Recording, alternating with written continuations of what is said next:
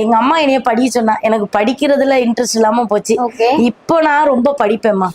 என்னுடைய ஆசை இந்த இடத்துல உட்காந்துருக்கேன்னா, கீழேயும் இதே மாதிரி ஒரு சேர் எப்பவும் போட்டிருப்பேன். என்ன பாத்தீங்கன்னா, இதுல உட்காந்து எப்பவுமே வந்து நிறைய கேட்பேன்.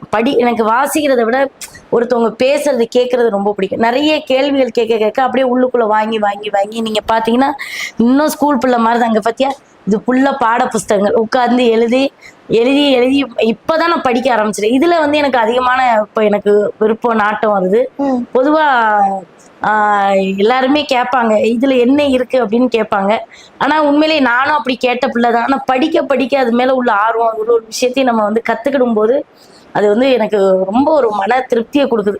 நீங்க எவ்வளோ ரூபாய் செலவு பண்ணி நம்ம என்னென்னத்தையோ வித்தியாசமா பார்த்தாலும் அது ஒண்ணுமே இல்லை. இந்த சாப்பிடுறது நம்ம ஒரு காலத்துல ரொம்ப சாப்பிடணும்னு ஆசைப்படுவேன். இப்பவும் எனக்கு அந்த சாப்பாடு விதவிதமா சாப்பிடணும் அப்படின்ற ஒரு ஆசை அது போகவே இல்லை.